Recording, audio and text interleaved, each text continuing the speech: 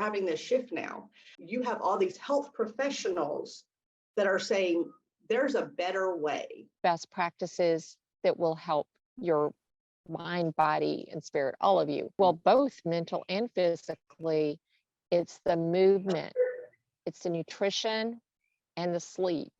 If you could dial in those three things, and no, it's not going to, you might not be able to do it consistently. I'm retired and I can't do it consistently like I like, but I do it as much as I can. Find some best practices at work and make them a habit. Start small. Yes. Welcome to Transformative Tea Talk with Soul Aligned Living. We provide education, resources, and tips on holistic health, mindset, yoga, qigong, and Ayurveda. Mental health has been on my mind a lot this week. And I don't think it should be separated from health. It's health. It's not. No. So that's. It will be I've been angry about that a lot this week. People think, oh, they had a mental break. That must be their week or whatever. But that's not the case. If I said this to Michelle the other day, if someone was driving down the road and missed a stop sign because they were on a different road and somebody T-boned them and they were in the trauma unit in the ICU, everybody would be like, oh my gosh, what a horrible accident. But if somebody has a mental break and attempts suicide and takes their own life because they're mentally broken at the moment and don't have what it takes to, then it's like, oh my gosh, what a weak person. And we put such a stigmatism on it and it makes me absolutely crazy. If I broke my ankle walking down the street or, running to the mailbox, nobody would go, you should be more careful. Shame on you. You need to do better. We wouldn't say that to somebody. But if they have a mental illness, suck it up, work on your mind. There's just the things that makes me mad. And I'm gonna bring it. And it affects the physical body. It affects the physical health. It all goes together. Yes. But I'm hearing more and more doctors speaking out on this. So Me that's too. a good direction we're going in, because I don't think 5 years ago even that was the case. No. People are afraid to talk about it, and men especially. I think as women we've gotten a little bit better with it, but men, it's like, oh my gosh, I have to be strong. I can't do this. God forbid somebody worry about my mental health. And I think from seeing people in the military, it's like they have to be so strong that they don't get that opportunity to say, I need some mental health. I need some mental health issues. They can say, oh yeah, I can take something for my blood pressure, but it's still not like, I've got some things going on and it's not easy for them. And I am hearing a lot more doctors talk about it, and that's such a good thing, because that's one thing, with our physical health, it's always a manifestation of our energy, body, and our mental health. We don't have problems in our body because of any other reason. It's all because of our emotional, mental, or energy body that is causing us to have these issues. So don't take care of those, and then we get physically sick, and then we take care of being physically sick, but we never get to the root of the problem, which is the emotional, mental, and energy body. Right. So those are the things that I hope that we can start working towards. Yes. Shannon and I had this conversation one time about, because she works in a dialysis clinic, and she said, who's going to take care of these people? Who's going to do this if we're not here, if the nurses aren't here? And I said, we're going to start by not having people need dialysis anymore. Let's go there. Let's get to a place where we can prevent things from happening. If we take care of our body the right way, if we teach that to people, then we'll have less people that need dialysis. We'll have less people with diabetes and all these other diseases that are caused by our emotional and energy body issues that we don't take care of because there's such a stigma for them. Yeah.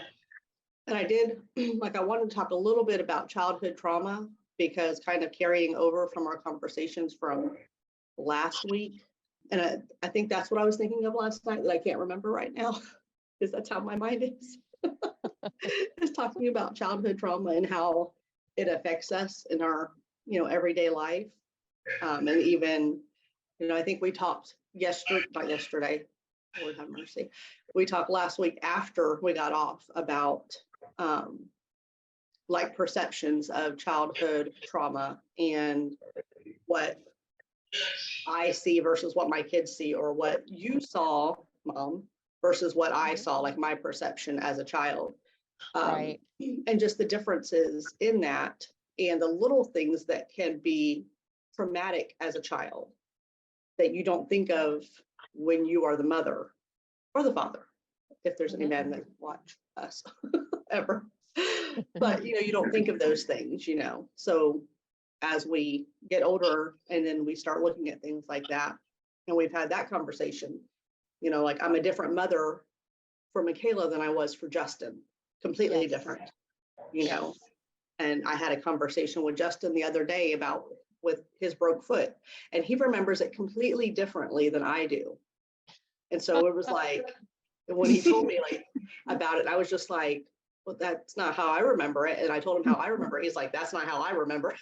Like, it was hard for me to be, even though like I'm very aware of my own like emotions and not putting those on other people, it was hard for me to hear his version of the story because it doesn't match my version of the story. But I did. I listened and I was just like, okay, all right. So that's his perception, and that has molded him in some form into who he is today. Not entirely, but that perception has. So that was very eye-opening for me in that aspect. Kind of like the lemon water and the joy and being, having your mouth washed out with soap.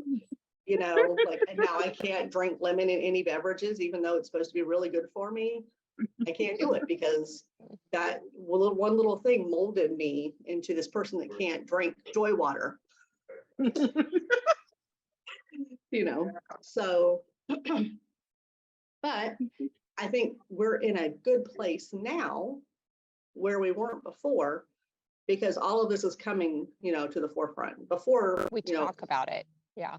We just did what our parents did, you did what your mom did, I did what you did, and now we're talking about it and we're changing that.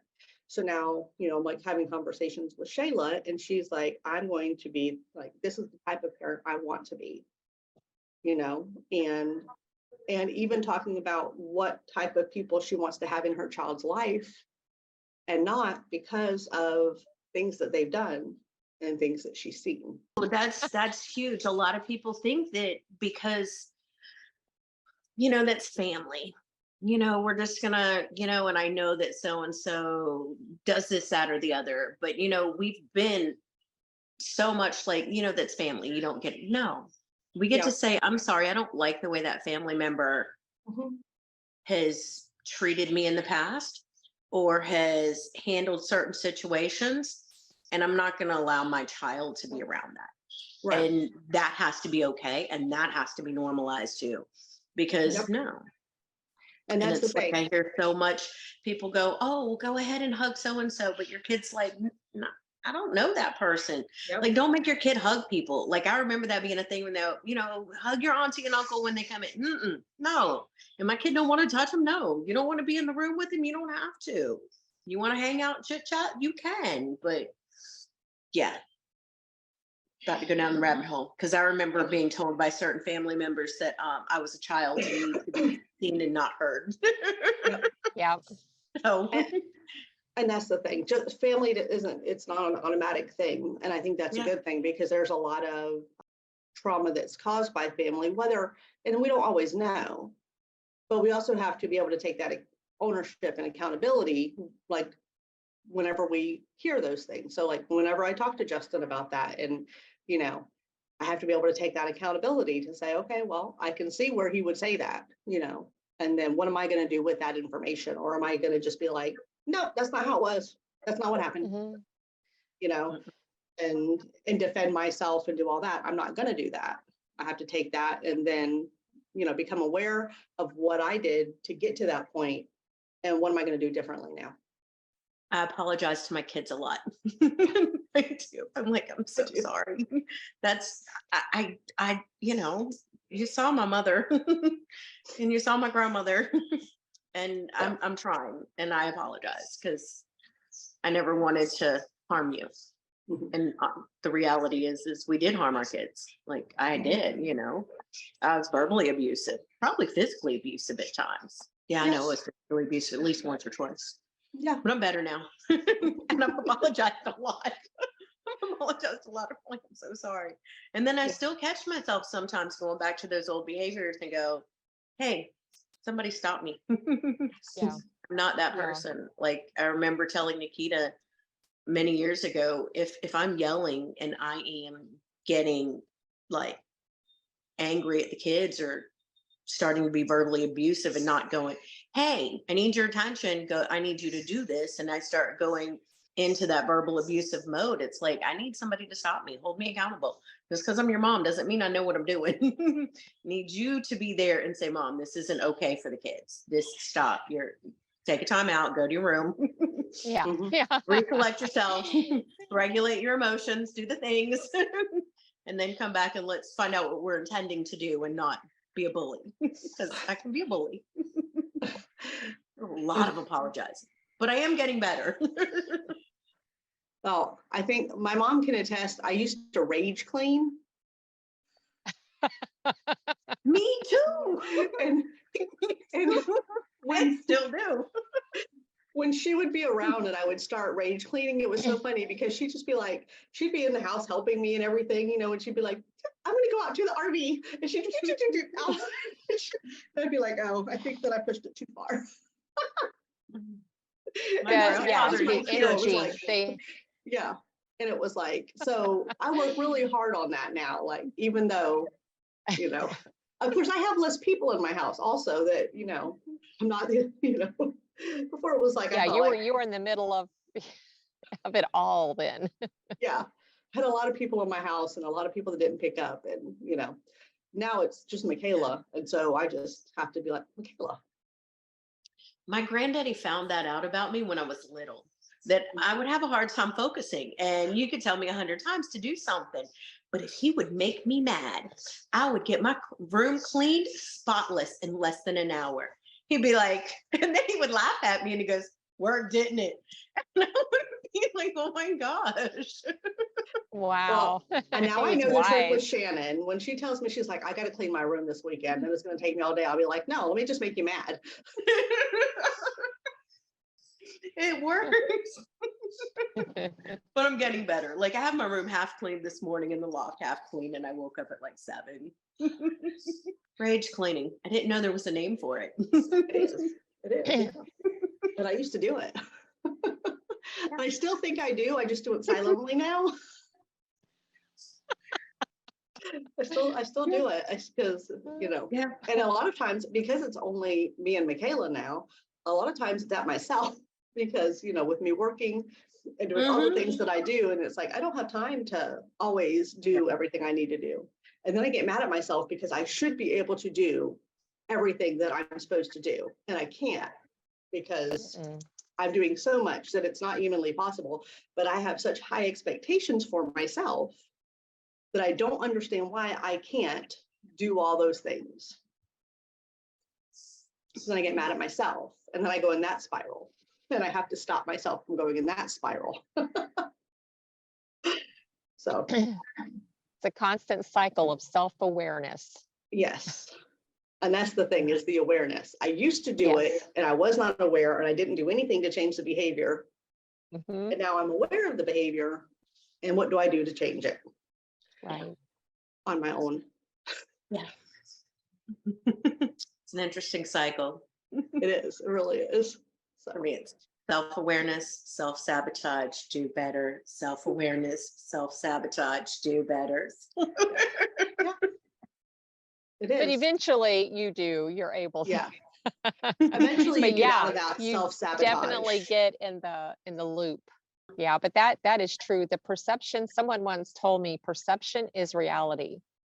And so as a child, I mean, I think we said it last week, all children, just the fact of being a child is a traumatic experience because you don't have any autonomy. You're, you know, you're, and you've got different parents, different living situations, but it's the perception.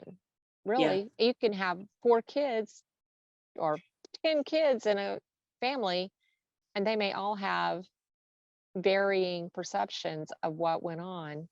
They may have some commonalities, but it's amazing how when you sit and talk about perception, it's really Yeah. personal. Yeah. And it's true, like Michelle said, we're different parents to every child, because our first child, we don't know what we're doing. Oh We yeah, think we do, but we don't.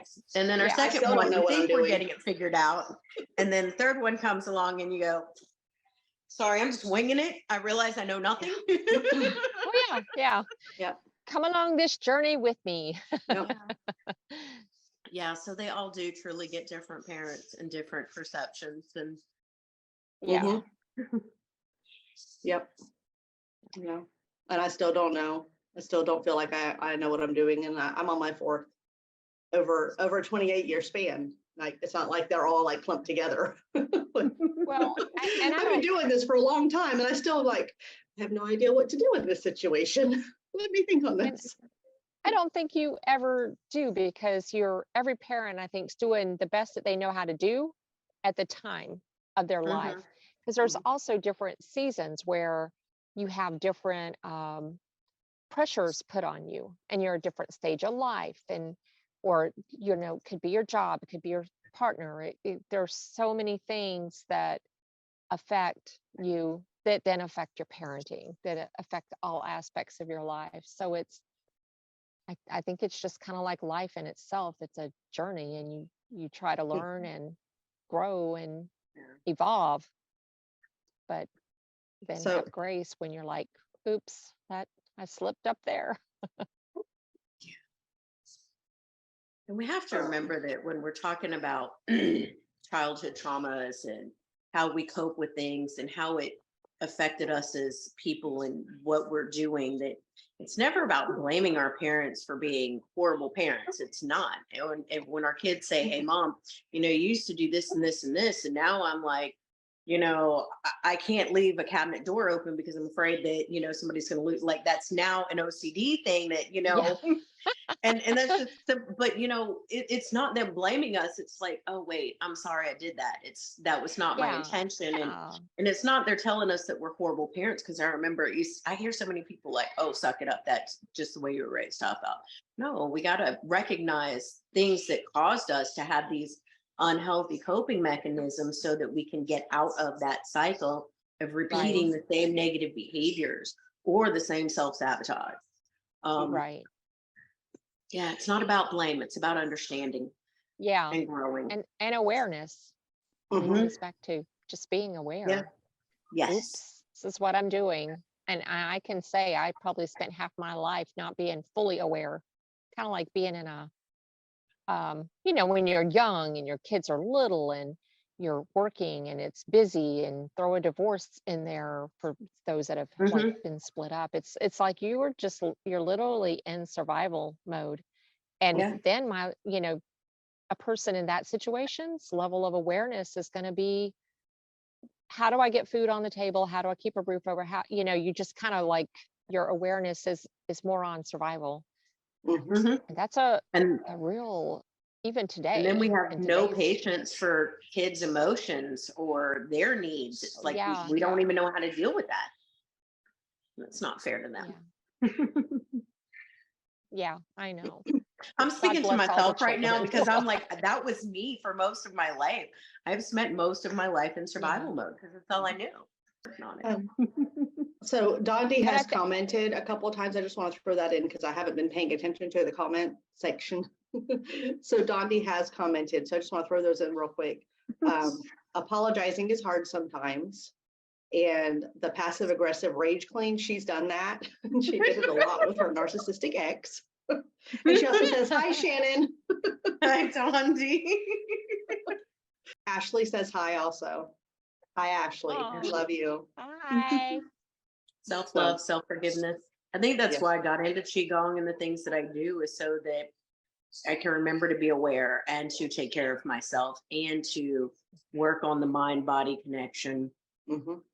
And I think it's interesting, and we've talked about this before too, is the connection, like my mom and I do yoga and you do Qigong. And then when you're looking at them and they're so similar in the aspects of, yoga is not just going to the mat. Yoga, there's the yoga of awareness, and there's, Right. like Mother Teresa with her, constantly caring for others. There's all these different types of awareness and things you can do with both. That embodies all of these different things, not just the physical aspect. Right. Yeah.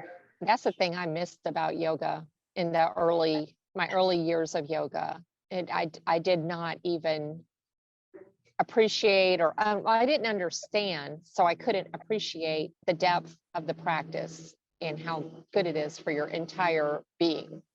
Mhm. Yeah. Because they're ancient, going back to like BC, like Yeah. 600, 800 BC, that, they've been the yoga practices of healing, and it's all mind body healing, and in Qigong it's mind body healing. I was Right. researching, there's like, it's gone through so many different names, but in the past few hundred years, past 1,000 years, 500 years, I don't know, I can't remember, I was listening to it half asleep, but Right. then they just recently have come on the name Qigong, but it's all the same. It's the using the body to heal itself, using movements and the elements that are around us and our nature, our basic nature, to nourish our body, move. Yeah. And mind work, breath, mind, body work. But we talked about how now more and more doctors are speaking out, physicians, Mhm. medical doctors are speaking out on the healing properties of the body, how we are self-healing, about how nature heals, about these things we can do to heal ourselves. It's not about pharmaceuticals. Mhm. It's about these, Mhm. we it's something that we lost along the way as we evolved as a human society to just take care of things quick, Mhm. not getting to the root of it. And if you never get to the root of it, it's never going to go away. You're just putting a band-aid on it. And so I'm happy and encouraged to see so many physicians speaking out, not even here in America, but I've listened to Mhm. some that are over across the pond speak about it. Mhm. So And I think they speak about it more they do. than us here, because we are Yeah. so ruled by the pharmaceutical companies and the insurance companies. And that's one thing about when I was looking at programs for for Ayurveda to learn, was I went with a program that had physicians as teachers.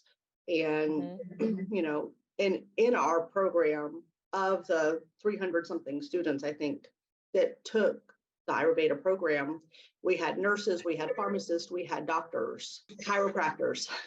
And Dondi says chiropractors have been huge proponents for this since the beginning of the profession. And that's true. That's what that profession is built on. But chiropractors have been also called quacks Yes, because they of that. Like, they're not considered like real doctors. And it's like, no, like I go to Dr. Tyler. Dr. Tyler's a real doctor. Yes. We're having this shift now. And I was so glad, when you have all these health professionals that are saying there's a better way. What Yes. we're doing is not helping patients. They're not helping Nope. patients at all. We are making people sick. We give them a medicine, they get sick from that. We give them another one for those side effects, and they get sicker from that. And we're in this cycle of keeping people sick instead of doing the preventative and using food as medicine, like Dondi just said in the comments. So yes, let food be your medicine. If you're already on medications, I am not saying to stop medications cold turkey.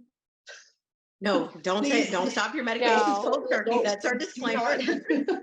That is not what I'm saying. I'm saying that we need to find a shift, and we need to start making what we're doing with our physical body help our emotional and mental body. So we have to start taking care of it with our, movements and the foods we eat.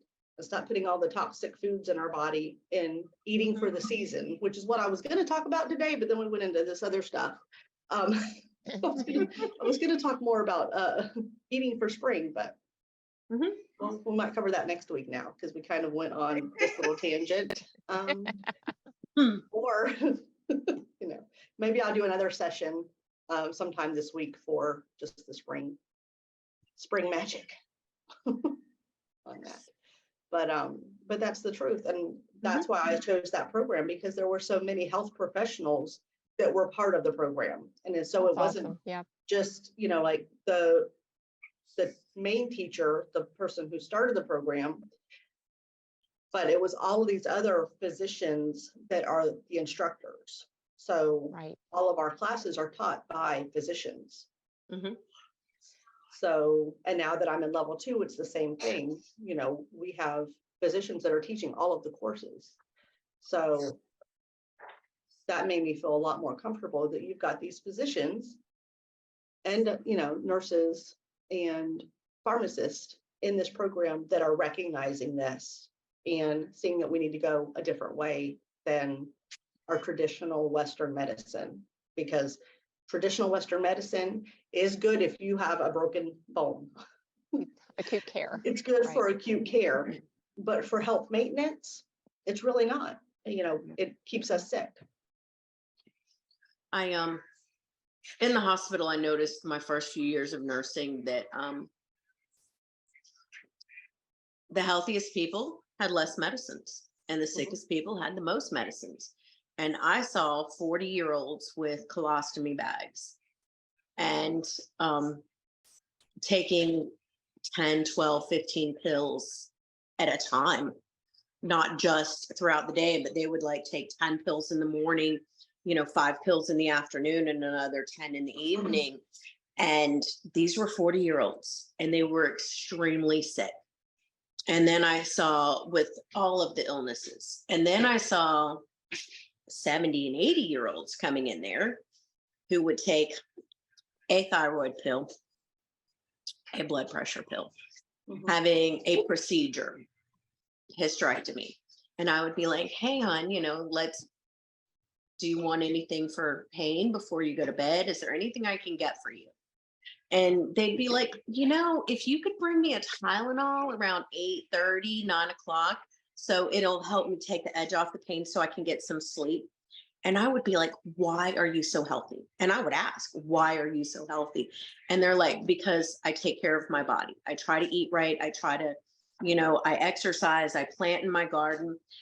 And I had some of them tell me that they chose to have their surgery according to the Farmer's Almanac and the moon phase.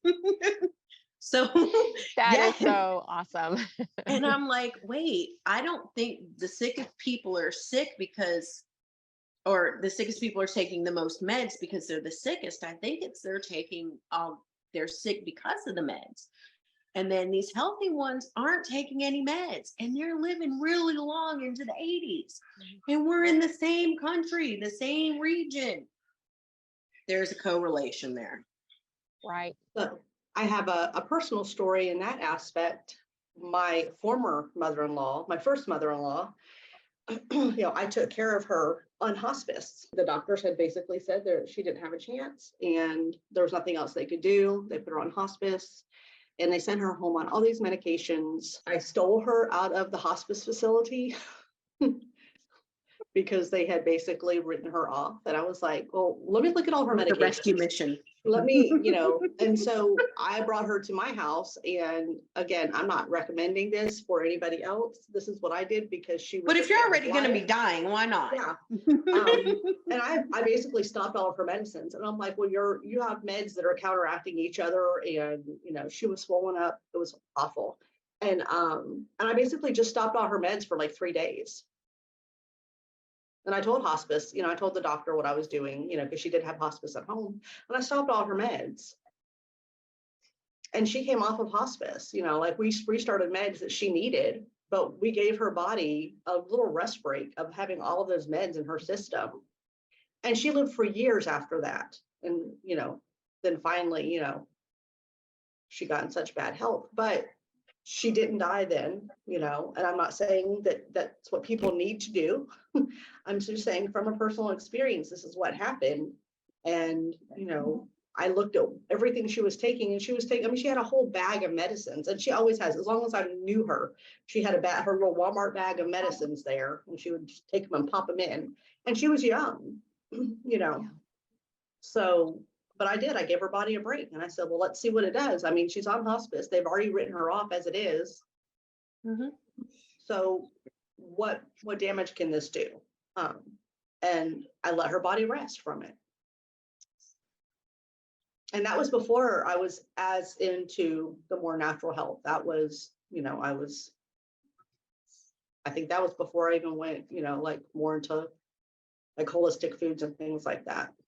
But as a nurse, as a home health nurse, I saw it all the time with patients that, have a long list of medications and all the side effects that those cause. Yeah, we definitely need to stop and reevaluate sometimes. So with that being said, though, disclaimer. Yeah, don't ever just meds stop your meds. without talking to your feel doctor. like you're on too many, by all means, talk to your doctor or whoever is managing those and go, hey, I'm on all of these meds. Can I start, how many of them are necessary? Let's reevaluate. I feel like this is the good time for that disclaimer. I am not a medical doctor. We are I not cannot prescribe. I cannot diagnose. Nope. I'm not a mental health professional. Well, this is and the time for that disclaimer.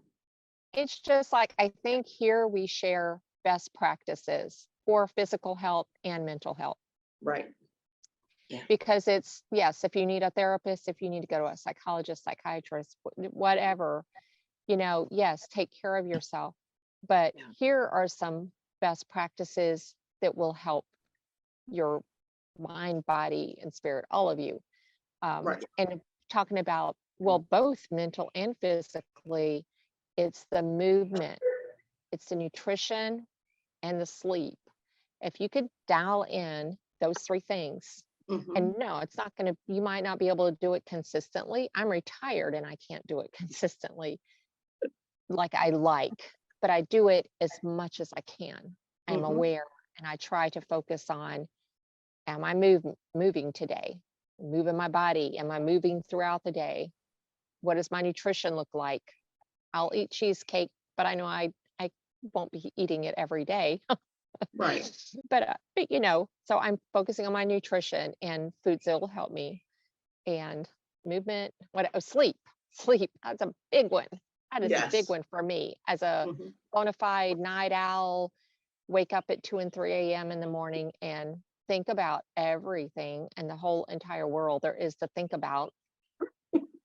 That's a big one. And sometimes I fail at that, but I have a lot of practices put in place to help in those areas.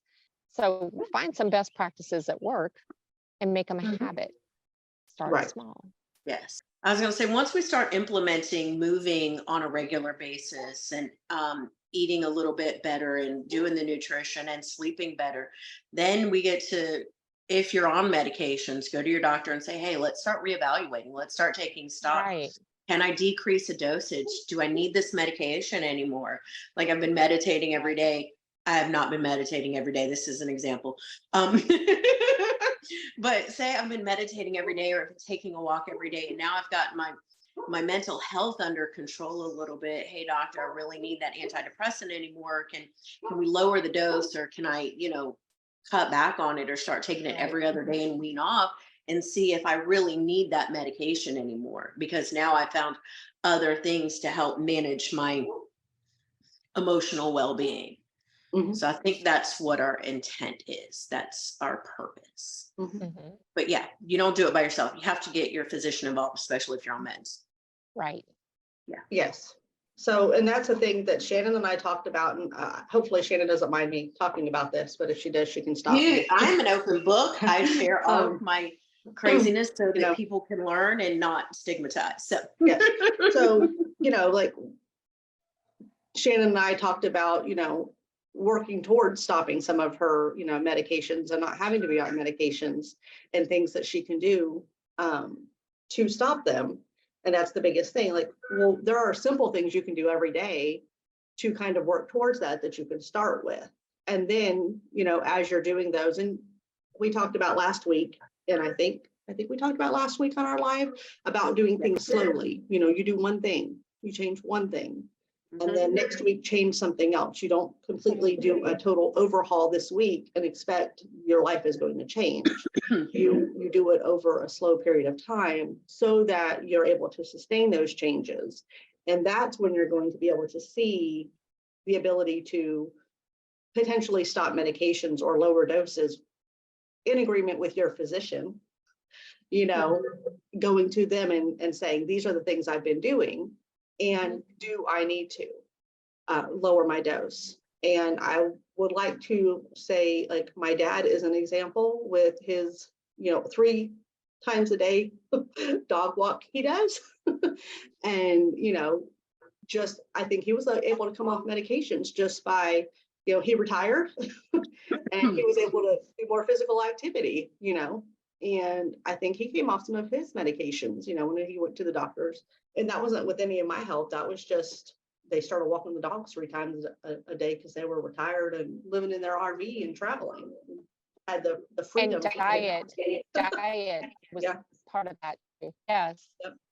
So less stress, movement, sleep was better, and nutrition. So, nutrition, movement, sleep, those 3 things. Yes, Stress. all those were improved, and weight was lost. But more importantly, he felt so much better.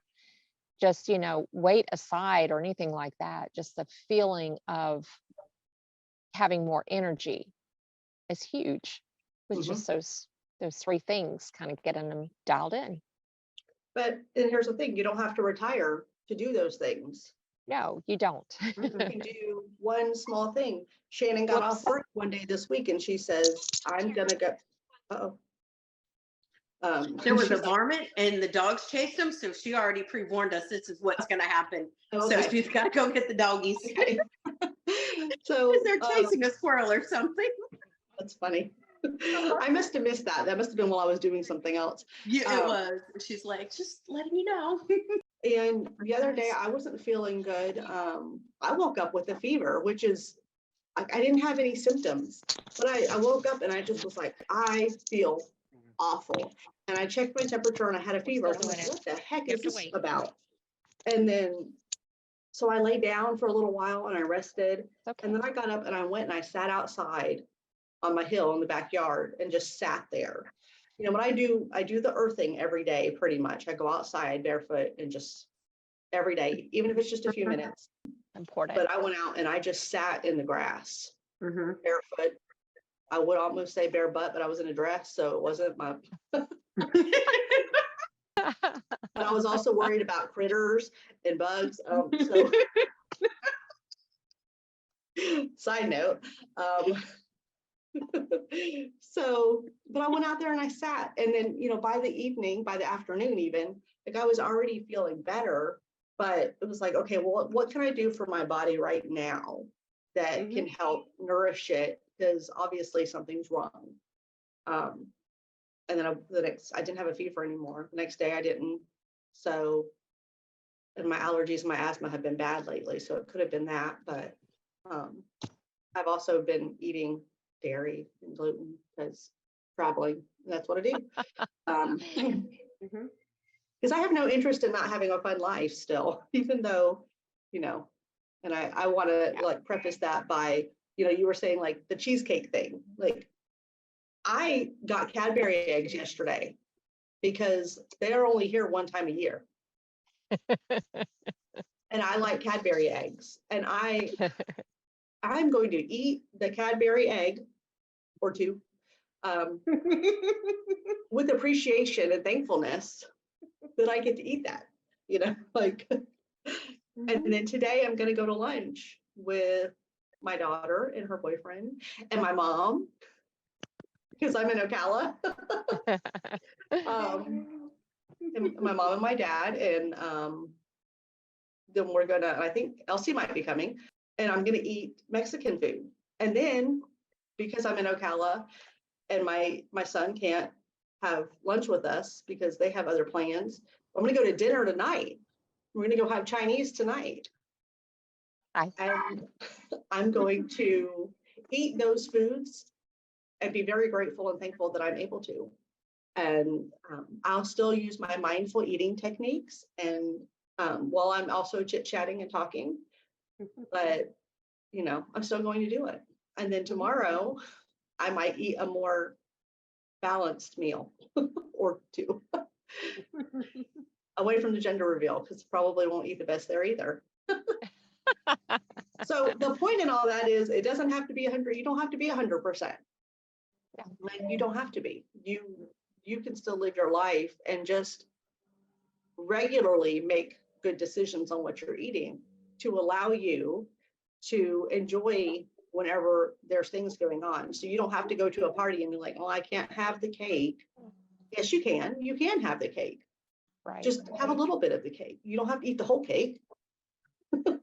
There's how Yeah. many of you have done this or seen someone do this? They've gone all in on a thing Mhm. and they're making all these sacrifices, but like you were talking about enjoyment of life. Mhm. And so I always think of Jim, but it's the same with food. Like, Mhm. you know, I'm going to eat lettuce and tuna fish.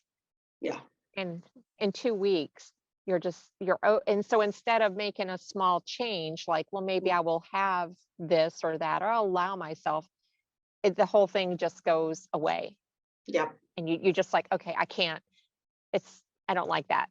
And so you Mhm. think that I mean, I've been in that mindset before. Mhm. It's impossible. I just Oh can't yeah, do it. me too.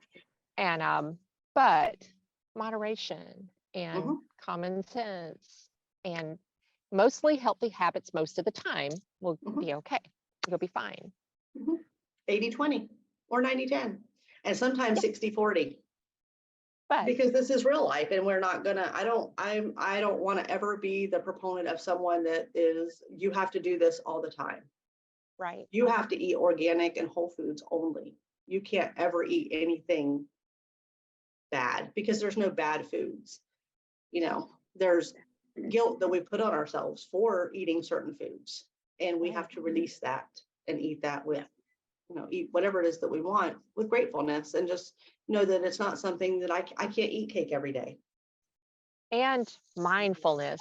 Yes. My husband gets so mad at me because I eat so slowly, but like, especially if I'm eating cheesecake Mhm. or something really delicious, I am doing it slowly and mindfully, and I'm savoring and I'm blessing the food as it comes to me. Because, like you said, there are no bad foods, but it's an enjoyment. It's a being Mhm. in the moment of the cheesecake.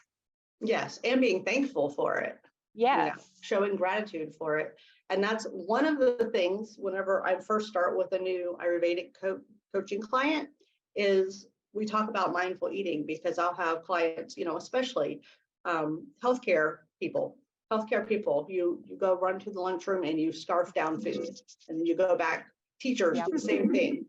Yes. Teachers, and there's other professions that do it as well. But just taking and saying, okay, I'm going to spend 15 minutes doing a mindful meal instead of scarfing food down while Right. you're scrolling Facebook. And I'm guilty of that also. You know, And like, sit there and eat lunch while I'm scrolling Facebook. Just focus on your food, sit and mindfully eat your food. And stepping away from your work too Yes, is important. And I'm very guilty of that. But me too. I know it's really hard to do, but it's really better for you. Yes. Yeah, mindful eating is Okay. huge because I'm a binge eater. I don't have an off switch, and I don't know how to eat a slice of cake. I eat the whole cake. And I do, and it's not easy. But if you step back and get mindful and tune into your body, and it's not easy, and focus on eating the healthier things first. You have to focus on the healthier things first, and then be like, okay, now I'm going to enjoy this piece of cake, instead of like, I'm not going to eat anything else. I'm just going to eat the whole cake or the whole tub of ice cream. Having those healthier food practices is not an easy journey. Right. And then making sure that you're eating mindfully when you eat those things that aren't eating mindfully when you eat everything, because yes, you can have too much salad. Yes, you can have too much of a good thing, you know, even if it's like lean chicken, you know, and I can overeat all of that. Yeah. So that mindful eating is huge, especially when you're a binge eater. So, Yep. or an emotional eater. And you have to learn, you know, and it took me a long time to learn that too. When you feel that first, what we call is like a first burp, but you feel it in your chest, like, you know, and I know Shannon, yeah, she said she doesn't have that. We've talked about that before, but you know, when you feel that, you're full, stop eating, you know. And Shannon's like, I don't have that. But then Shannon also said she felt it one time. Like we were talking, and she's like, I finally did. I finally felt it. That's one of the other things that, you know, I coach on, is finding that first burp. And whenever you feel that, you're full. That's your body's signal of saying, I'm full. This is enough that I need for sustenance. The problem is that we continue to eat after that because we don't recognize it. So when you're doing your slow, mindful eating, you're better able to recognize that. Whereas if you're scrolling Facebook or watching a movie or whatever while you're eating, you're not going to notice that as quickly or as well. Yeah. And you're going to overeat. Yeah. Mindfulness. Yes. It's the mindfulness part. Yeah. So. Yeah. I'll remember that today when we're having Mexican food. Yeah. Watch for that. We'll watch for that. We'll let y'all know how that goes on, you know, next Saturday.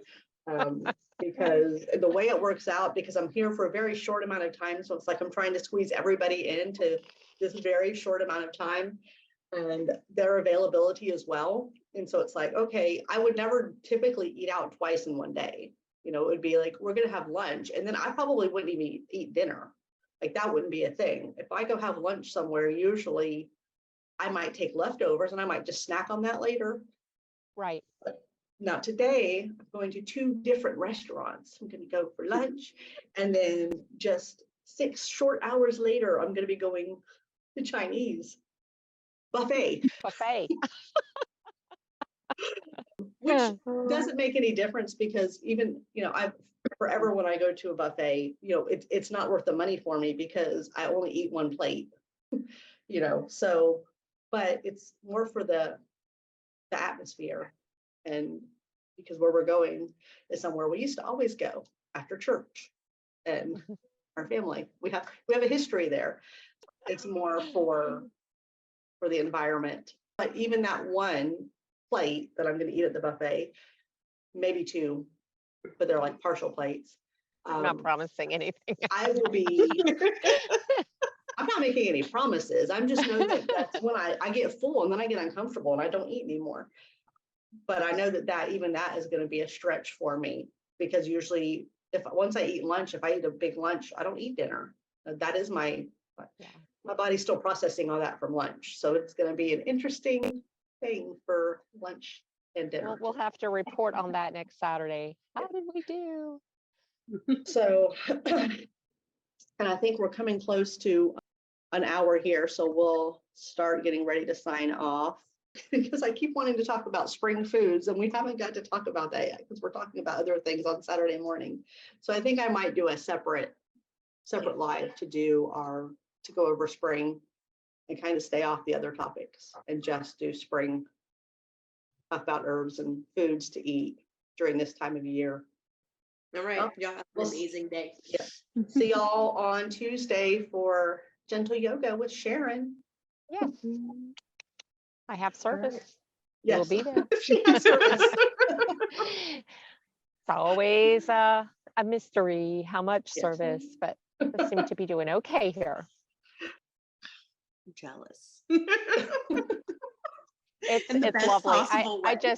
I'm going to flip it around. Take a look out that way. Can you see? It's amazing.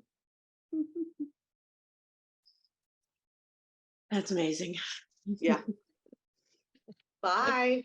All right, everybody have a great day.